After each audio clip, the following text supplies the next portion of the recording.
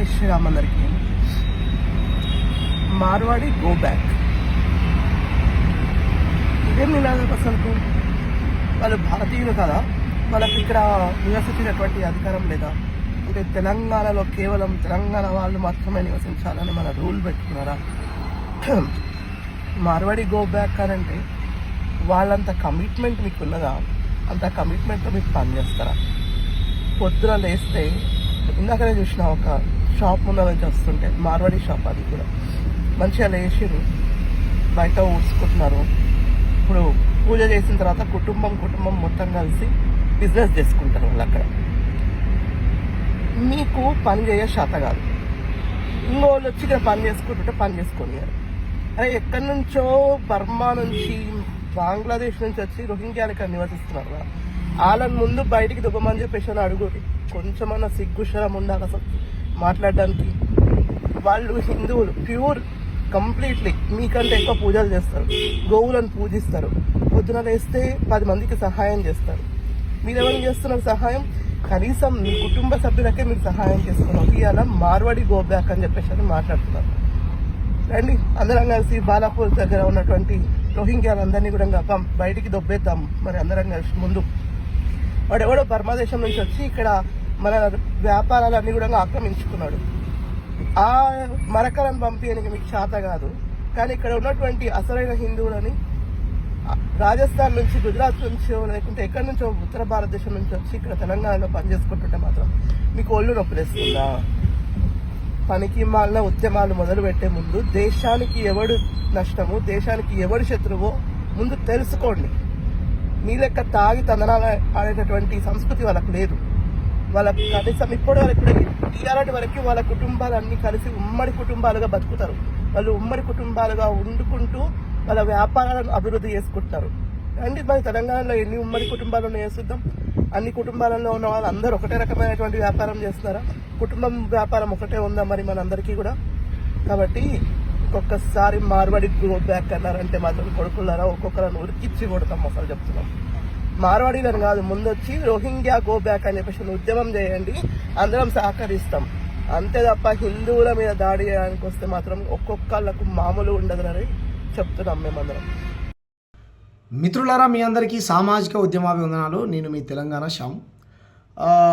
ఒక బ్రదర్ ఒక వీడియో పెట్టాడు. అన్న, ఏదైతే మీరు ఈ నార్త్ కల్చర్కు వ్యతిరేకంగా, మార్వాడి, రాజస్థాన్, గుజరాతీ కల్చర్కు వ్యతిరేకంగా పోరాటం చేస్తూ ఉన్నారో, మన తెలంగాణ సంస్కృతి సాంప్రదాయాల గురించి కాపాడుకోవాలి, ఇక్కడ ఉన్నటువంటి సబ్బండ కులాల వృత్తులని బ్రతికించుకోవాలి, లేదంటే ఇక్కడ ఉన్నటువంటి వృత్తులు మొత్తం ధ్వంసం అయిపోయి ఉపాధి లేకుండా పోతుంది అనేటువంటి మీ ఆలోచన చాలా గొప్పగా ఉందన్న అని ప్రాంతీయవాది నాకు ఆ వీడియో పెట్టాడు. పెట్టి చూడండి బ్రదర్, ఏదో కౌంటర్గా వీడియో పెట్టింది చూడండి అంటే, నేను ఏం చేశా, చాలామంది వీడియోలు పెడతా ఉంటారు కదా, ఎవరో లెక్క ఏం మాట్లాడిందో, వీళ్ళు పొద్దున్న వేస్తే హిందూ ముస్లిం పంచాయతీలు తప్ప ఇంకేం మాట్లాడరని అనుకున్నా. కానీ అక్క ఎటువంటి మాటలు మాట్లాడిందనంటే, కార్లో కూర్చున్నది, ఇట్లా పెట్టుకున్నది, ఎవడ్రా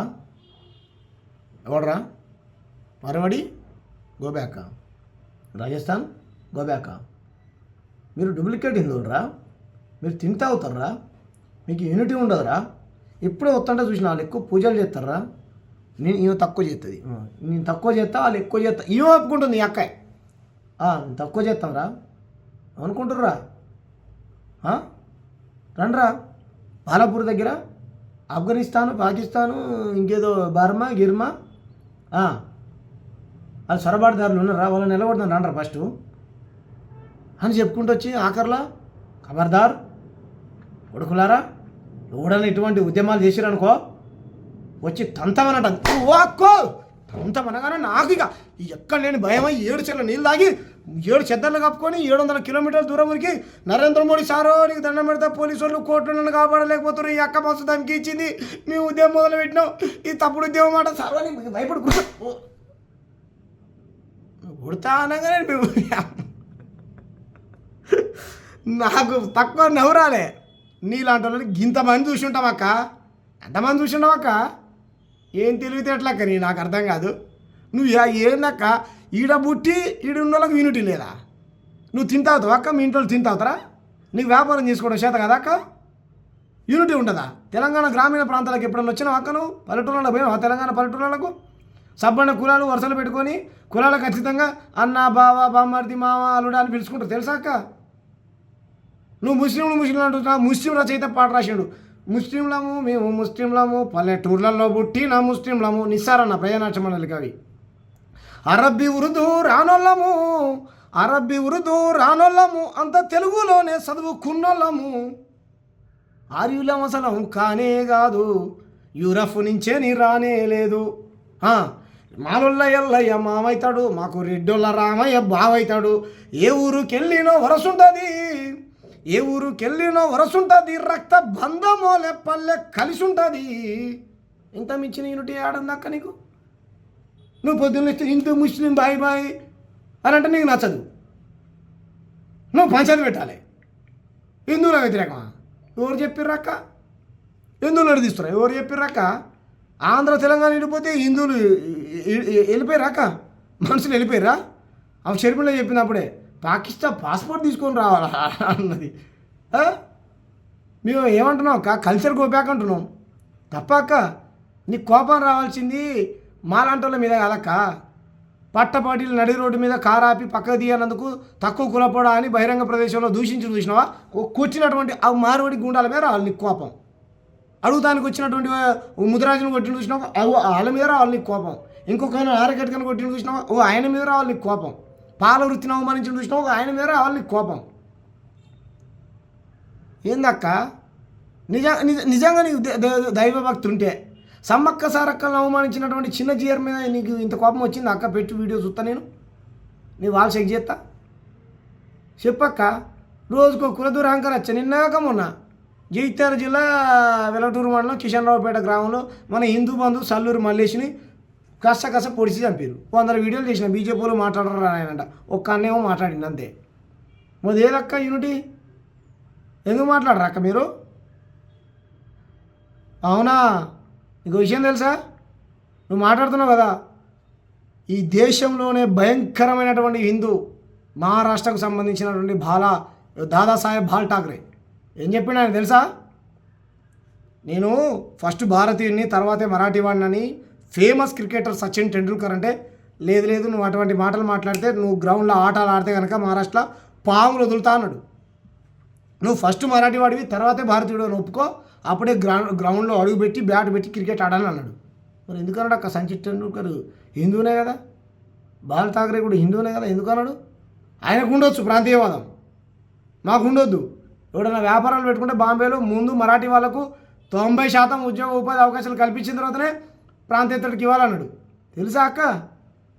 గుజరాత్కు మహారాష్ట్రకు పెద్ద యుద్ధమే నడిచింది తెలుసా అక్క? ఏం మాట్లాడతావు అక్క? అంత మాత్రాన గుజరాత్ వాళ్ళు మహారాష్ట్రకి వెళ్ళిపోయారా, మహారాష్ట్రలో గుజరాత్కి వెళ్ళిపోయారా? ఏం మాట్లాడతావు అక్క? బుద్ధి లేకుండా మాట్లాడతావు. మా పోరాటం తప్ప ఎవరు చెప్పారు? పంచవృత్తులు రోడ్లకి అవి గోసపడుతున్నాయి, కోమటనలు ఇబ్బంది పడుతున్నారు. ఆఖరికి నార్త్ నుంచినటువంటి పూజారులు కూడా సౌత్ గుళ్ళు కబ్జా చేసి అలా మంత్రాలు చదువుకుంటూ వాళ్ళ ఉపాధిని కూడా ధ్వంసం చేశారు. పూజారులు కూడా ఏ వృత్తిలో పెట్టారు చెప్పు? వాళ్ళు అన్ని వ్యాపారాలు వాళ్ళే. మేము పెట్టుకుంటానంటలే.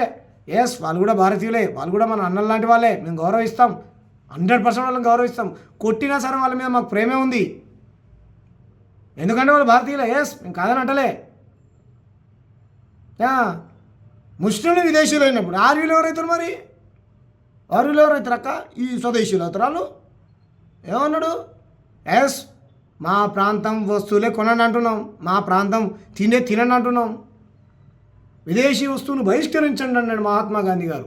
ఆయన స్ఫూర్తిని అందుకొనే ఈరోజు విదేశీ వస్తువులను బహిష్కరించి స్వదేశీ వస్తువులను వాడమని చెప్తా ఉన్నారు అందరూ.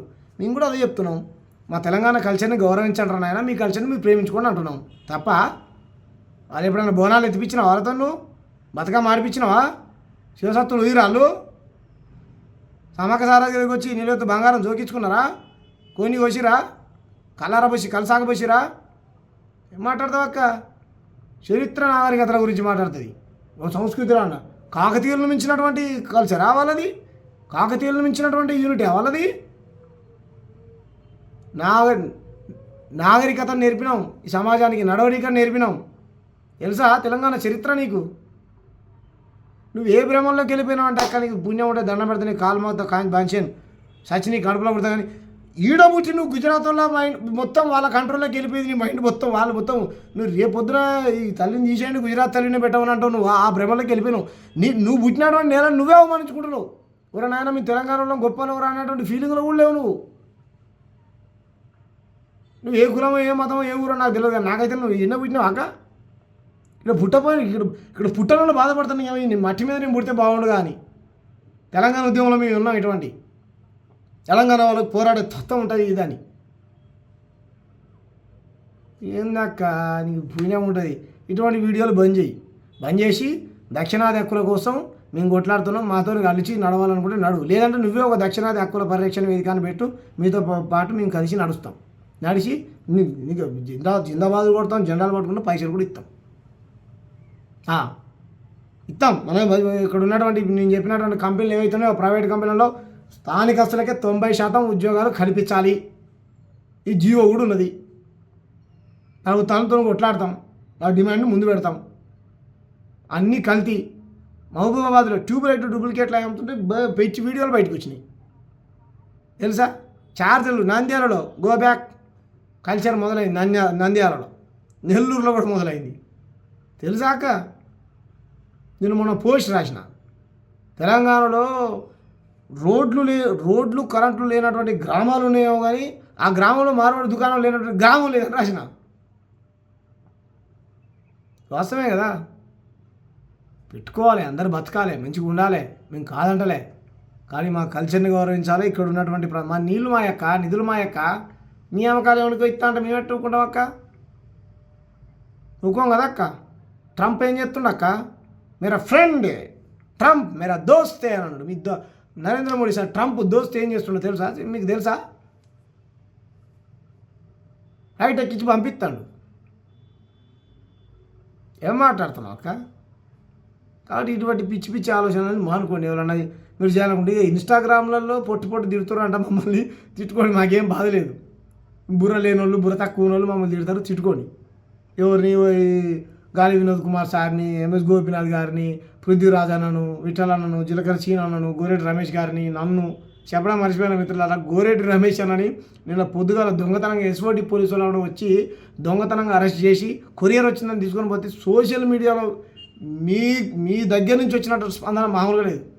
దెబ్బకు భయపడి పోలీసు వాళ్ళు పొద్దున పట్టుకున్నారు, సాయంత్రం వదిలేసారు. అట్లుండాలి యూనిటీ అంటే. నిజంగా సోషల్ మీడియాలో గోరెడ్డి రమేష్ అన్నకు కవి గాయకుడికి అండగా నిలబడ్డటువంటి మీ అందరికీ కూడా నిజంగా సెల్యూట్ చేస్తున్నాను నేను. అలా ఉండాలి మన యూనిటీ. రైట్, ఇప్పుడే ఒక అడిగేసినాం కదా, చేద్దాం. ఇంతకంటే బలమైనటువంటి ఉద్యమం, తెలంగాణ కంటే బలమైనటువంటి ఉద్యమం చేద్దాం. ఎందుకనంటే అయిపోయింది. యువన్ స్వార్థం కోసం వాడు గతంలో మనం వాడుకున్నారు, కానీ ఇప్పటి నుంచి ఆ మోసం జరగొద్దిగా. ప్రతి ఒడి మీద మనం కన్నేసి ఉంచాలి. ఎందుకంటే దళిత ముఖ్యమంత్రి అని మనం మోసం చేశారు. మన నీళ్ళు మన సూర్యాపేట దగ్గర గోడ కడతా అన్నాడు. ఈ నుంచి ఆడికి పోతాడు, అవతల వీడికి రావద్దని కట్టినా మరి కథలు చెప్పారు. కాబట్టి మేము ఏ గోడలు కట్టాం. మా దగ్గర బతకాలనుకుంటే మా సంస్కృతిని గౌరవించండి, మీ సంస్కృతిని మీరు ప్రేమించుకోండి. వ్యాపారాలు పెట్టుకుంటే స్థానికస్తులకి ఉద్యోగ ఉపాధి అవకాశాలు కల్పించండి. మీరు ఇంత తినండి, మేము వద్దంటలే. ఏం మాట్లాడతావు అక్క? జీడీపీని పెంచినట్టు జీడీపీని దేశ జీడీపీలు ఏడరా జీడీపీ 24 మంది దేశాన్ని దోసుకున్నట్టు దొంగలు మొత్తం చెప్పిన రాహుల్ గాంధీ ఓలు జీడీపీ అంట. జీడీపీ బాంజేరి మీకే భయపడతాం. ఇక మేము ధమ్కీలకు, ఈ పిట్ట బెదిరింపులకు, తాటాకి సప్పులకు, ఉడత ఉప్పులకి ఎవడు భయపడ్డాడు? ఉసుకో బుసుకో ఇవ్వలేడకు. తెలంగాణ బిడ్డలం, ఈ మట్టి మీద నేల మీద పుట్టిన వాళ్ళం, పౌరుషం ఉన్నోళ్ళం. బంచెందొరాన్ని కాల్మొక్తా అన్నటువంటి బానిసత్వానికి వ్యతిరేకంగా బందూకులు ఎత్తుకొని దొరాలని తరిమిన వాళ్ళం అక్క.